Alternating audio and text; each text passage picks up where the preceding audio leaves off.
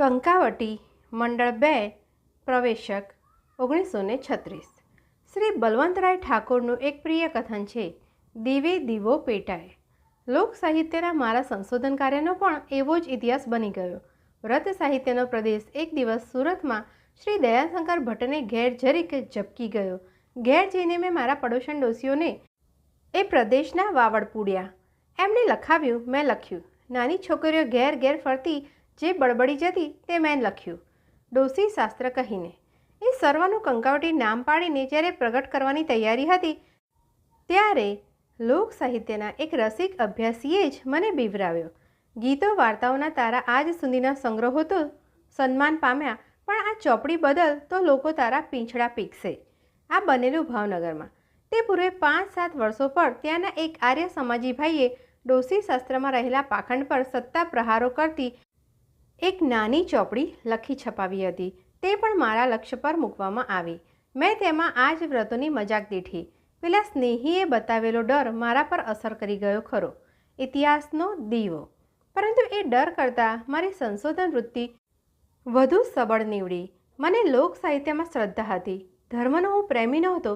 લોક સાહિત્યને હું સમાજના હજારો વર્ષના જીવન ઇતિહાસને અજવાળનાર એક દીવો માનતો હતો. આજે પણ એ મારી માન્યતા છે. એ માન્યતા આજે તો જોરાવર બની છે. ઈસવીસન 1924-25માં આ ક્ષેત્રની તપાસ અન્યત્ર થઈ રહેલી છે તેની મને જાણ નહોતી. એક દશકા પૂર્વે આ લોક સાહિત્યને અને આ લોકવિદ્યાને સાહિત્ય અથવા ઇતિહાસને ત્રાજવે ચડાવનાર કોઈ હતું નહીં.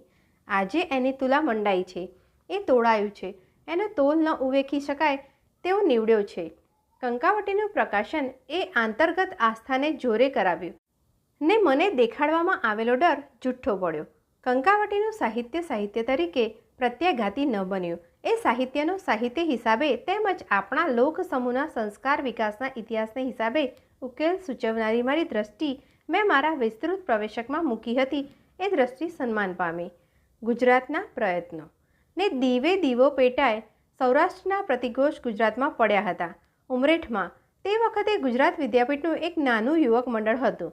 એ મંડળના મુખ્ય સંચાલક ભાઈ શ્રી ઇન્દુલાલ ભટ્ટ હતા. પોતાના સાથીજનોને ભાઈ ઇન્દુલાલે લોક સાહિત્યની શોધમાં પ્રેર્યા. ચરોતરમાં જીવતા રહેલા ગીતોનો સ્વચ્છ સુંદર સંગ્રહ કરીને તેમણે મારા હાથમાં સોંપ્યો.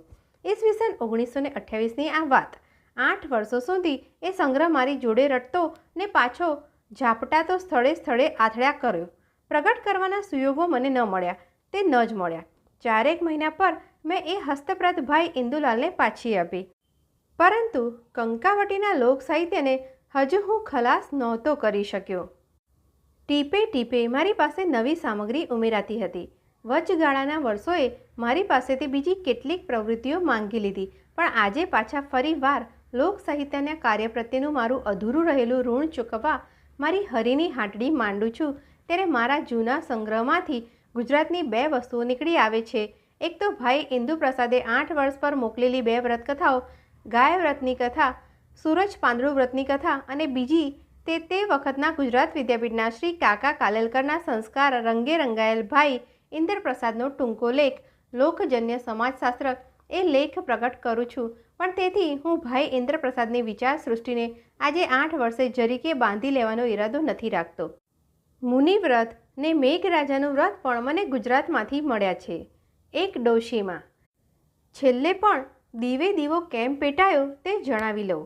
વિલેપાર્લેમાં એક જ ઓસરીએ રહેતા અમારા ઘર માલિકના બુઢામાં મળી ગયા. એ માએ જેમ બટકુંક રોટલો ઘીનું ઘી નાચરે નાનકા રાત ને દી અને આજ મારો નાનકો નાચ્યો નથી કૂદ્યો નથી કડિયાની ઘૂઘરી વાગી નથી કૂદ ઘોડા કૂદ તારી નાળીઓમાં દૂધ જોડો બાંધ્યો બજાર ઘોડો ખાય ચણાની દાળ મોટો વૈશ ઢીકા ખઈશ તે તો શેરીએ ભાગ્યો જઈશ. એવા જોડકણા બોલીને જેમ એક બાજુ મારા એક ધાવણા સંતાનને મુખમાંથી વાચાલ તેમજ પંગુમાંથી ગિરિલંઘન માટે છલંગો દેતો કર્યો તેમ બીજી બાજુ લોક સાહિત્યમાં રાજતા મારા શીશ માનસને ભે બારસની કથા, રાણી રડકાદેવીની કથા, વિસામડાના ને કોયલ વ્રતના જોડકણા વગેરે ગાઈને નવા કૂદકા મારતું કર્યું. અવિનાશી કૌમાર. એક દાદીમાની કથા કહેવાની લઢણ છેક જાફરાબાદ પંથકની. વિસામડાનું જોડકણા બોલતા બોલતા એ જે તાળીઓ દેતા હતા તે તાળીઓ તેમની અર્ધ અધ્નાપે ગયેલી આંખોની બોલતી વેળાની ચપળ ઘેરી દુઃખ વિસરતી પ્રસન્નતા, તેમનો દરેક હાવ અને ભાવ એક જ વાત કહેતા હતા કે વ્રતોએ પોષેલું ને એ વ્રતોએ રમાડેલું કૌમાર 80 વર્ષોને મૃત્યુ આરે પહોંચેલા વૈધવ્યમાંથી પણ નાશ નથી પામતું. પરસ્પર પ્રતીકો એવા દાદીમાઓ મને જાણે કે પ્રત્યેક વ્રતની માનવ પ્રતિમા લાગે છે. જૂના કાળની ડોશીઓ, ડગુમગુ પગલે દેવ મંદિરે જનારીઓ, ધીરે લકે સુખ દુઃખની વાતો કહેનારીઓ, દીકરા દીકરીઓના ધાવણા બાળને એક પછી એક અણથાક લાગણીએ રમાડનારીઓ, સમતા અને સહિષ્ણુતાની સહજ મુખરેખાઓ ધારણ કરનારીઓ, સ્વભાવની અનેક લઘુતાઓની જોડે અનેક મહાનુભવતાઓનો પણ મેળ મેળવનારીઓ, ગાળો દેનારીઓ, તેમ કીર્તનો પણ ગાનારીઓ, ઉના બે આંસુ પાડીને પાછી બે જ ઘડીમાં હસી રહેનારીઓ, ઉદારતા અને કંજુસાઈ વચ્ચેની સીમા દોરી ક્યાં દોરાય છે તેની સદા સર્વદા અજાણ, 100 દુઃખોને પાર કરી જનાર, જીવનને ત્યજી દેવા તત્પર છતાંય જીવનની ઝીણામાં ઝીણી વિગતોને જમ જાણે કદાપી આવવાનો જ નથી એટલી અટલ આસ્થાથી વળગી રહેનાર એવી એ દાદીમાઓ અને આ વ્રતો, આ વ્રત કથાઓ બંને મને એકબીજાના પ્રતીકો લાગે છે. જમાના જૂના ઝુંઝાટ આ વ્રતો, છતાં તેમની ઝૂંઝવટ કંઈ સૂગ નથી કરાવતી. એમાં પડેલા વહેમો કેવળ બાલ ભાવે રંજિત છે. એમાં પડેલી તપશ્ચર્યામાં લોની હળવાશ છે. એ ડોશીમાંથી ઉલટા પ્રકારની સ્ત્રીઓને પણ તમે જોઈ હશે. બળેલીને જડેલી, વાત વાતમાં છવાઈ જતી, પગલે પગલે પાતક કલ્પતી, ઉલ્લાસહીન અને ઉર્મિજ ધર્મચુસ્ત નારીઓ. એને જુઓ તો જાણી લેજો કે એ છે વ્રતરાજના ફળ. અનેક શાસ્ત્રો પુરાણોનું સંશોધન કરીને સંવત 1793 સન 1737માં એ બનાવેલું છે એવું એની પ્રસ્તાવના બોલે છે. એની પોણા 400 પાનાની શાસ્ત્રોક્ત વ્રત સામગ્રી જોઈ જતાં આપણને સમજ પડે છે કે શ્રી અવનીન્દ્ર ઠાકુરે લોકવ્રતો તેમજ શાસ્ત્રીય વ્રતો વચ્ચે દોરેલી તુલના કેટલી સચોટ છે. પણ શ્રી અમરેન્દ્રનાથે નથી ચર્ચા તેવી કેટલીક વાતો અહીં ફોટ માંગે છે. વ્રતો કોણ કરી શકે? વ્રતના અધિકારી કોણ? વ્રતરાજ ગ્રંથનું અવતરણ લઈએ. વ્રતના અધિકારી સ્કંદ પુરાણમાં વચન છે કે હે રાજન, પોતાના વર્ણના તથા આશ્રમના આચારમાં તત્પર, શુદ્ધ મનવાળો, લોભ રહિત, સત્યવાદી, સર્વ પ્રાણીઓના કલ્યાણમાં તત્પર જે પુરુષ હોય તે વ્રતનો અધિકારી કહેવાય છે. વગેરે વગેરે. લોકવ્રતોમાં આરપાર નીકળી જાઓ. ત્યાં કોઈને માટે પ્રવેશ નિષેધ નથી, કોઈ શરત નથી, કોઈ બંધન નથી. મનુષ્ય તો વ્રત કરે છે, પણ વાંદરી જુઓ, જીકાડીઓ કંકાવટી અને પંખીઓ જુઓ, ગણકો ગણકી કંકાવટી પણ કરી શકે છે. વાતો કરે છે એટલું જ નહીં, પણ માનવીઓના અધિકારો પર તે પશુ પંખીડા સરસાઈ પણ ભોગવે છે એવો એમાં ધ્વનિ મુકાયો છે. પતિની રજા. શાસ્ત્ર આધારે રચાયેલા વ્રતરાજમાં લખે છે કે વ્રત કરવાનો સ્ત્રીઓનો પણ અધિકાર છે, પરંતુ ત્યાં તો મર્યાદાઓ મુકાઈ છે. સુવાસિની સ્ત્રીઓને પતિ વગેરેની આજ્ઞા વિના વ્રતનો અધિકાર નથી. મદરત્નમાં માકડ્યું પુરાણનું વચન, પતિની, પિતાની વા પુત્રની આશાથી સર્વ વ્રતમાં અધિકાર પ્રાપ્ત થાય છે, કારણ કે સ્ત્રી પતિની અનુમતિથી વ્રત વગેરે સર્વદા કરે એમ કાત્યાયનમાં કહેવું છે. જે સ્ત્રી પતિ જીવતા છતાં ઉપવાસ વ્રત કરે છે તે સ્ત્રી પતિનું આયુષ્ય હરે છે ને પોતે નરકમાં પડે છે. લોકવ્રતોની પરંપરા આવો કોઈ પણ સંકોચ દાખવતી નથી. એક પણ આવો પ્રસંગ આટલા લોકવ્રતોમાં નથી મળતો કે જ્યાં સ્ત્રી સ્વામીની રજા લેવા ગઈ હોય. લોકવ્રતોનું એ મૂંગું ઔદાર્ય છે. સ્ત્રી પુરુષ વચ્ચેના અધિકાર ભેદની બનાવટ એમાં પેઠી નથી. એટલું જ નહીં, પણ લોકોક્ત કોયલ વ્રતમાં તો સ્ત્રી ધણીને પથારી સુદ્ધા ન કરી આપે એટલી હદે વતીની સ્ત્રી સ્વાધીન બને છે. ન કરવાની સજા. ગ્રહણ કરેલું વ્રત ન કરે તો તેના સંબંધમાં મદન રત્નમાં છાંગલીએ કહે છે કે જે પુરુષ પ્રથમ વ્રતનું ગ્રહણ કરી પછી ઈચ્છાથી વ્રત ન કરે તે જીવતો ચાંડાલ થાય છે અને મુખા પછી કૂતરો થઈ અવતરે છે. વ્રતરાજ. શાસ્ત્રની આવી વાતોને લોકવ્રતમાં સ્થાન નથી. હા, એક વાત છે, પણ ક ખ ઠીની પરસોત્તમ મહિને નાહનાર એ લક્કડખોદ માદા પક્ષી મરીન રાજકુંવરી જ છે ને ભોગ ભોગનાર નર પક્ષી ઘડો લક્કડખોદ બોકડો સર્જે છે. છતાં તે સ્થિતિમાં કમળ તેમજ મીઠાશ મૂકનાર એક તત્વ લોકવ્રતની સૃષ્ટિમાં સહજ આવી ગયું છે. બોકડો પણ રાજકુંવરીને ઘેર જ સર્જાય છે. બેવની પૂર્વજન્મની જુગલ પ્રીતિ પણ અનામત રહે છે. સાસરે જતી એ કુમારી પોતાના પારા બકરાને જોડે લઈ જાય છે. ત્યાં સાસરવાસીમાં પણ બંનેના પરસ્પર પરિહાસ ચાલુ છે. ઝૂમઝૂમતી રાણી મેળીએ ચડ્યા, હા મારા પીટ્યા, અમે મેળીએ ચડ્યા, તે કરકર બરકર ખાય. આ પરિહાસની અંદર એ મૂંગી વેદના છે. બંનેના આત્માઓ દેહની દિવાલોની આરપાર જાણે કે મિલનને શોધે છે. વાર્તા પ્રસંગ શાસ્ત્રોક્ત વ્રતોમાં ઉઠતી ભયાનકતાને લેશ પણ સ્થાન ન આપતા કરુણતાની છાયા પાથરે છે. પ્રાયશ્ચિતની ભયાનકતા. વધુ મોટો ભેદ તો બંને પ્રકારના વ્રતોની વચ્ચે પ્રાયશ્ચિતના મુદ્દા પર પડી રહે છે.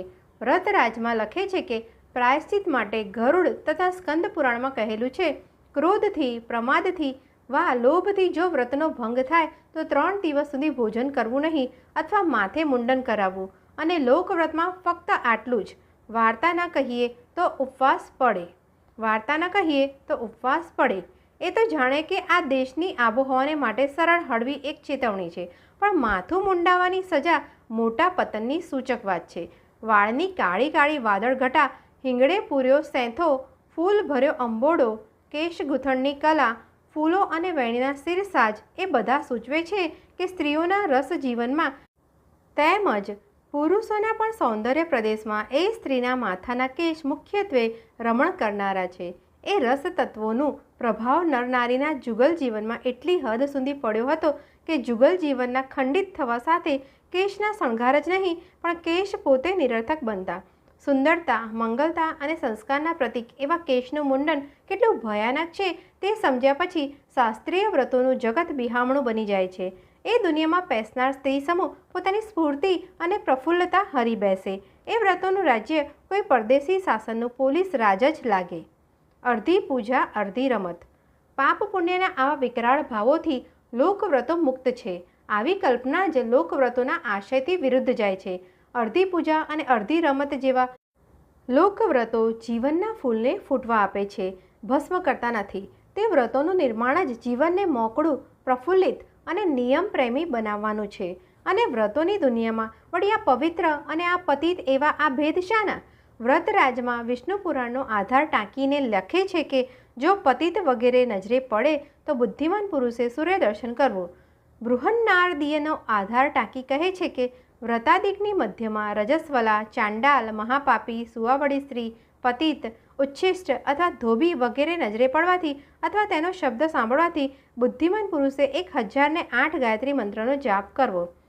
હેમાદ્રીમાં પદ્મપુરાણનું વચન છે કે ગર્ભિણી, સુવાવડી, કુમારી અથવા રોગિણી સ્ત્રી જ્યાં સુધી અશુદ્ધ હોય ત્યાં સુધી બીજા પાસે વ્રત કરાવે અને શુદ્ધ થયા પછી પોતે વ્રત કરે.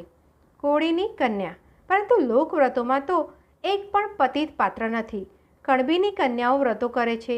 ગાય વ્રતની વાતમાં કોળીની છોકરી ગાય માના વ્રત કરે છે.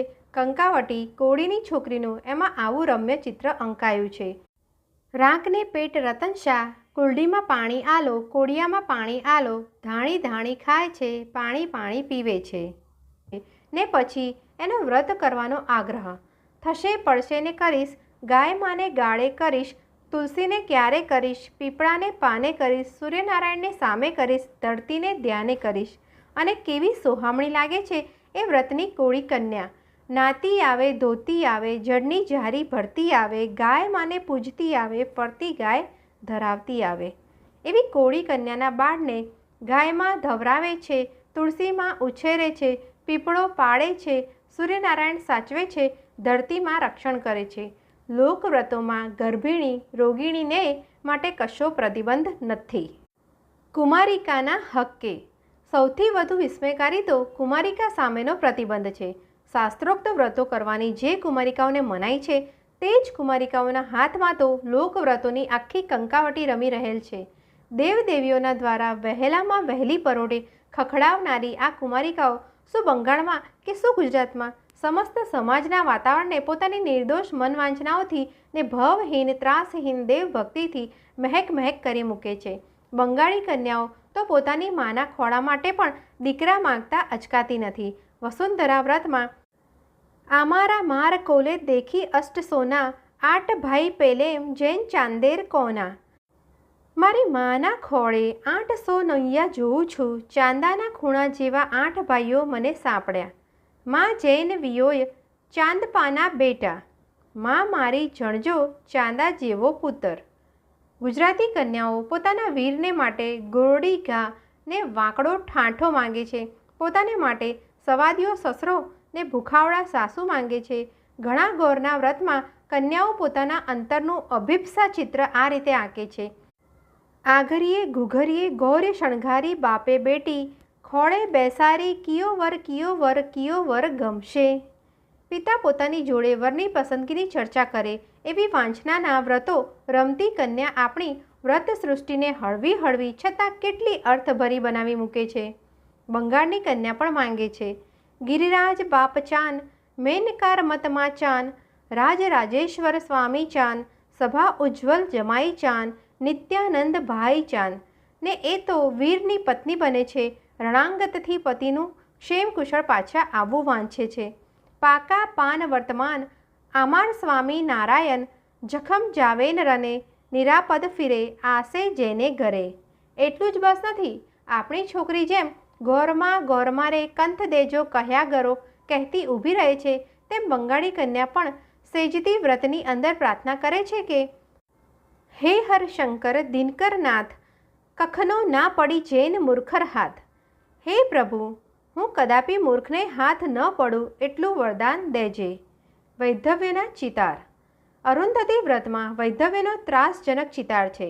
ઋષિ પંચમીના વ્રતમાં રજસ્વલા સ્ત્રીને વિશે આવું કમકમાટી ઉપજાવનારું વર્ણન છે કે તે રજસ્વલા હતી છતાં તેણે ઘરમાં પાત્ર વગેરેને સ્પર્શ કર્યો હતો. તે પાપથી આ પુત્રીના શરીરમાં કીડા પડી ગયા છે.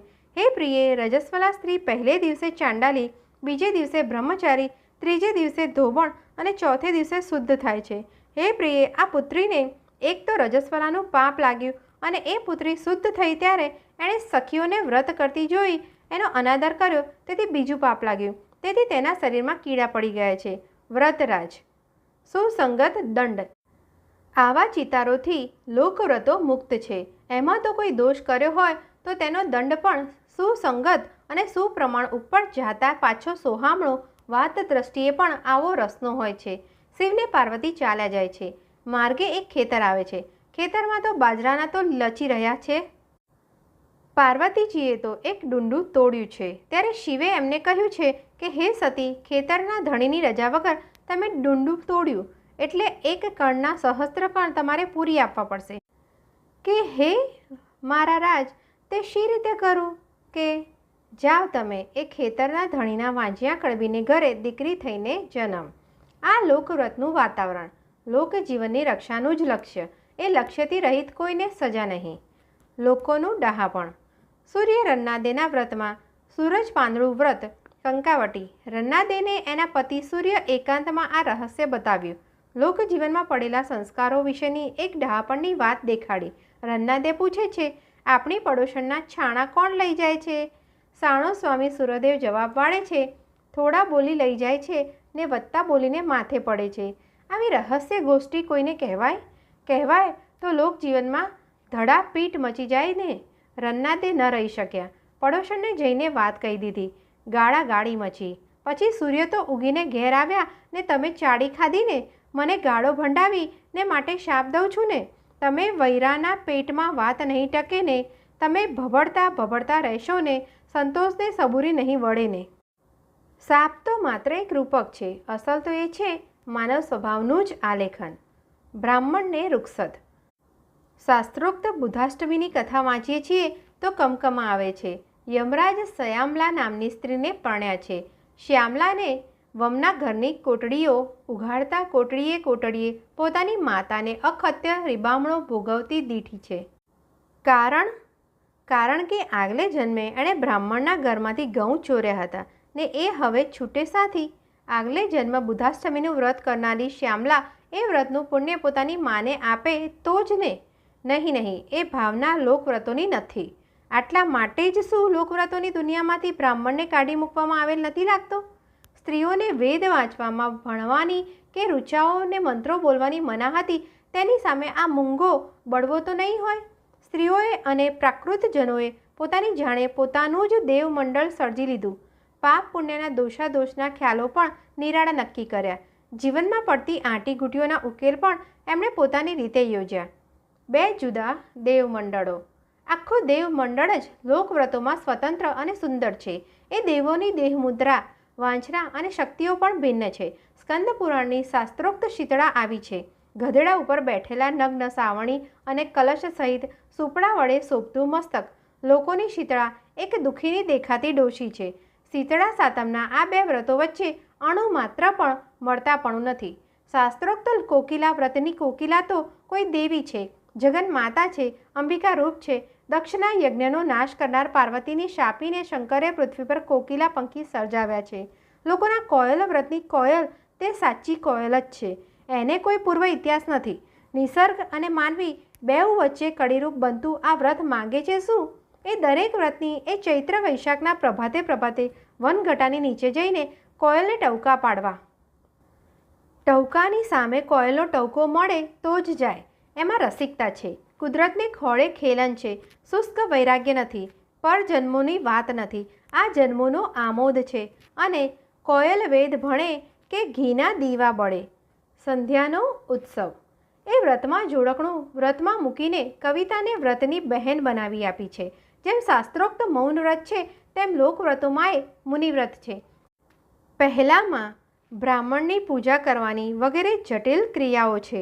જ્યારે લોકવ્રતની અબોલા તો હંમેશા સંધ્યાકાળે આભના પ્રથમ તારલાને વર્તી કાઢે ને ગામના દહેરામાં કાંસાની ઝાલરો ઝણકારતી સાંભળે એટલે બસ. અંટ વાગે ઘંટ વાગે ઝાલરનો ઝણકાર લાગે, આકાશે ઉગ્યા તારા બોલો મુનિ બાળા. એવા કવિતા બોલીને મૌન વ્રત છોડતી હોય છે. એમાં બ્રાહ્મણ નથી. છે સોહામણી ગ્રામ સંધ્યાનો ઉત્સવ.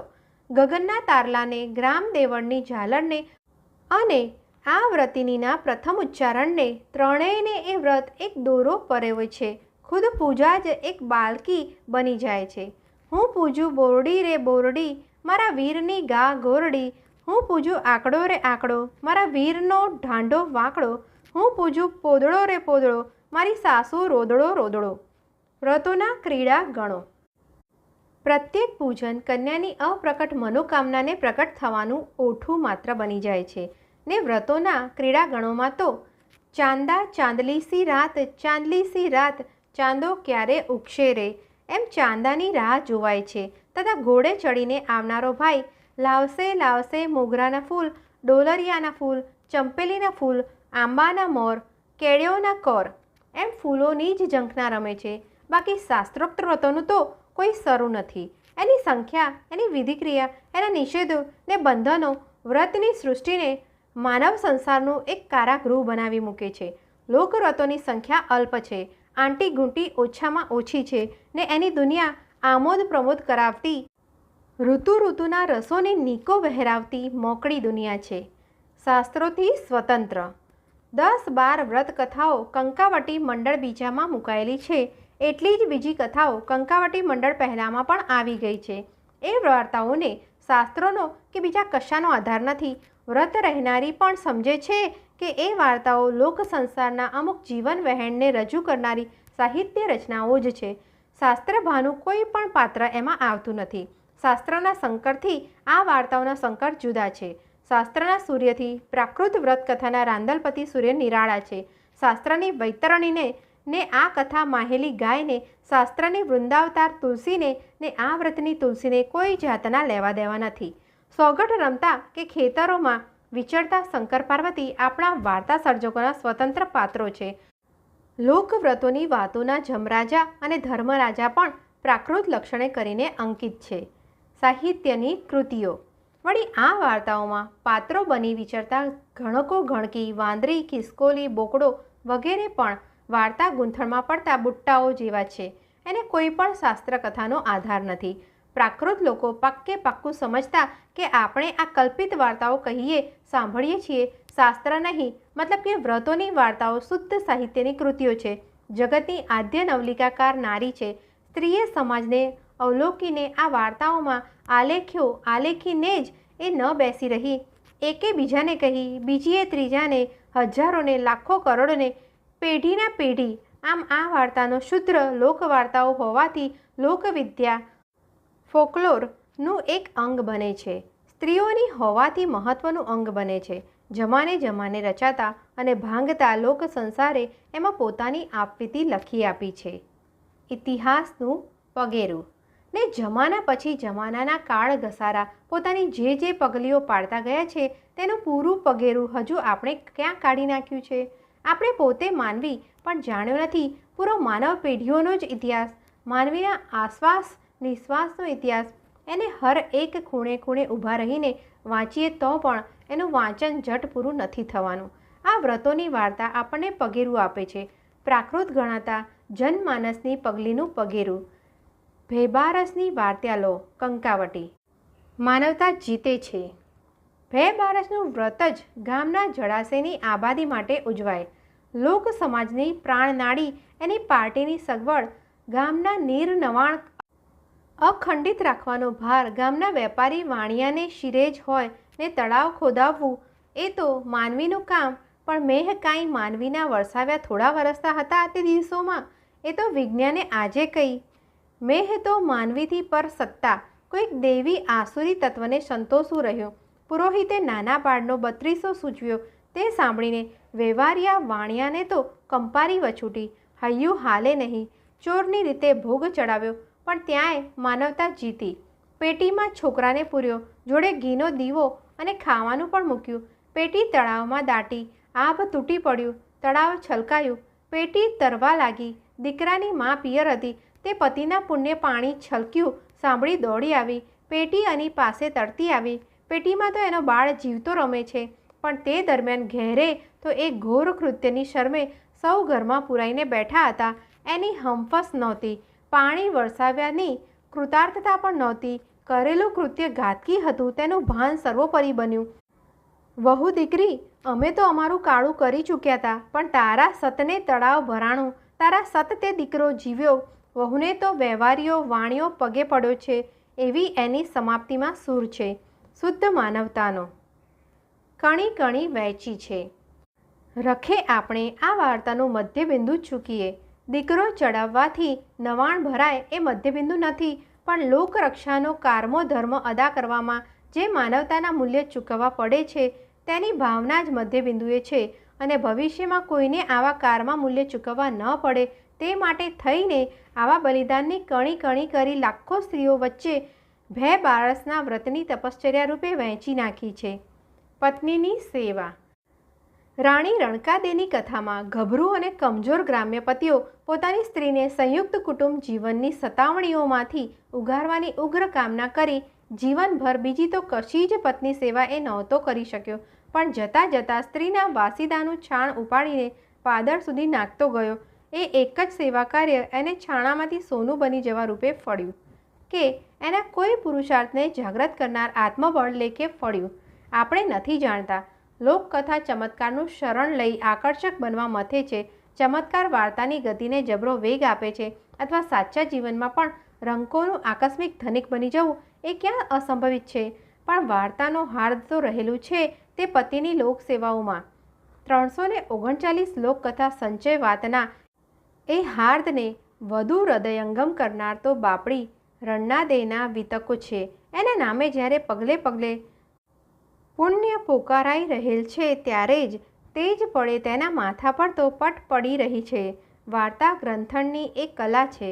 સંસારી સુખ દુઃખોની ખળબચડી શિલાઓમાં થોડાક જ ટાંકણા મારીને આવા સ્પષ્ટ ઘાટની પ્રતિમા કંડારનાર વાર્તાકારની બુદ્ધિ નક્કી કોઈ શિલ્પીની જ હશે. કંકાવટી. શંકર પાર્વતી. મેળાપ જેનો અશક્ય છે પણ માનસિક સૃષ્ટિમાં જેને મળવું મીઠું લાગે, જેનું આ જગત પર મોજૂદ હોવું અવૈજ્ઞાનિક છતાં વાર્તા જગતે વાસ્તવિક તેમજ સુંદર ભાષે છે તે છે પેલા બે જણા, શંકર અને પાર્વતીજી. ખીલ કોળી વહુની વાર્તામાં આપણે એ બંનેની સાદી સંસાર દૃષ્ટિ દીઠી. માનવીની મનોવસ્થાને તેમણે પોતાની જાત હાલત પરથી પારખી. પાર્વતીજીએ કહ્યું, આ ખિસકોલીને માનવી કરો. શંકરે પાડી ના. પાર્વતી માખી થઈને પતિની જટામાં બેઠા. ઘડીપલમાં તો શિવજી વિજોગે ઝૂરી ઉઠ્યા. પાર્વતીજીએ પ્રગટ થઈને કહ્યું, આપણે બંને એકબીજા વગર ઘડી પણ ન ચાલે. તો પછી આ બંને જણાના કાયમી તલસાટોનો તો વિચાર કરો. હે સ્વામી, આ એમની વિચાર ચાવી, આખી વાર્તાની જ એ પ્રાણ ચાવી, આત્મવત સર્વભૂતેશની લાગણી. વાર્તામાં વ્યવહાર બુદ્ધિ, એ જ બંનેને આપણે પૃથ્વી પર વિચરતા નિહાળીએ છીએ, ક્યાંક કોઈકની ચિંતાઓ કરતા તો ક્યાંક વળી લહેરતી સોગઠાબાજીની રમત માણતા. શ્રાવણીયા સોમવારની વાર્તા માહેલો કંગાળ બ્રાહ્મણ એ હાર જીતની રમતનો નિર્ણાયક બન્યો. દ્રવ્યની લાલચ એની ન્યાયવૃત્તિને ખાઈ ગઈ. બાહ્ય દેખાવો પરથી એણે ભૂલ ખાધી. સાચે સાચું કહ્યું ત્યારે જ એનો સંસાર ઠેકાણે પડ્યો. કંકાવટી, અહીં સત્ય બોલવું એ ઈશ્વરી આદેશ ન બની ગયો. જગતના વ્યવહારમાં સત્ય બોલવું એ એક સુખાકારી નિયમ છે, સલામત સાધન છે, સામાજિક શિસ્તની વસ્તુ છે.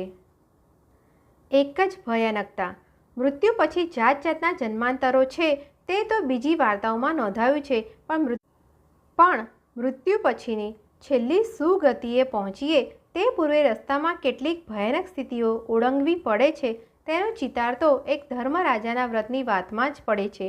સ્વર્ગ અને નરક આ લોકવ્રતોની દુનિયામાં અહીં એક જ વાર દેખા દે છે. પૌરાણિક દૃષ્ટિનો આ જરી જેટલો જ પાસ અહીં લૌક દૃષ્ટિને લાગવા પામ્યો છે, તેમ છતાં એ વ્રતની અંદર આવતી ભયાનક ચિતાર સાવ સરળ બની ગયો નથી ભાસતો. કંકાવટી, સાંસારિક ફરજો, ધર્મરાજાનું વ્રત કરવા માનવ જીવ છેક ત્યાંથી પાછો આવે છે. એને પાછા જતા માર્ગમાં મુશ્કેલીઓ ઓળંગવી પડે છે, તે પણ સાવ સાદા સાધનો વડે. વહેતા પાણીમાં મૂકેલા દીવાનું પુણ્ય, જોડાના દાન દીધાનું પુણ્ય, ગાયના ફળિયા દુપટ્ટાના ને નિસરણીઓના દાનનું, ગામના સાઢને ખીસરના દાડે ઘાસ નીરવાનું, કૂતરાને રોટલો નાખવાનું, આ બધા પુણ્યો કંઈ પુણ્યો નથી, લોકજીવનના સરળ રોજિંદા કર્તવ્યો છે. એટલે કે સંસારી જીવનની સર્વવિધ નાની ફરજોને અદા કર્યા પછી મરનાર માનવીને કોઈ દુર્ગતિ નડે નહીં. એનો પંથ મોકળો છે. વિભીષિકાઓ એને ડરાવી શકતી નથી ને છેવટે તો ધર્મરાજા ખુદની સત્તા પણ માનવ જીવનની કર્તવ્યપરાયણતામાંથી ઉત્પન્ન થયેલ સિદ્ધિની સામે નબળી બને છે.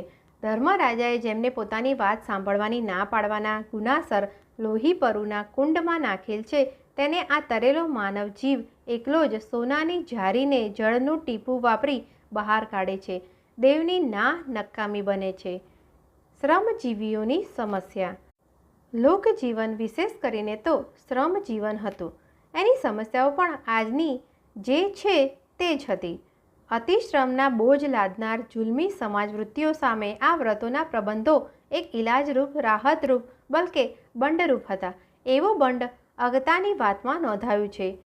દિવસ રાત કાળી મજૂરી ખેંચાવનાર સાસુને માત કરવા માટે બીજી બધી યુક્તિઓ નિષ્ફળ ગયા પછી વહુઓએ પોતે જ દેવીઓના રૂપ લીધા.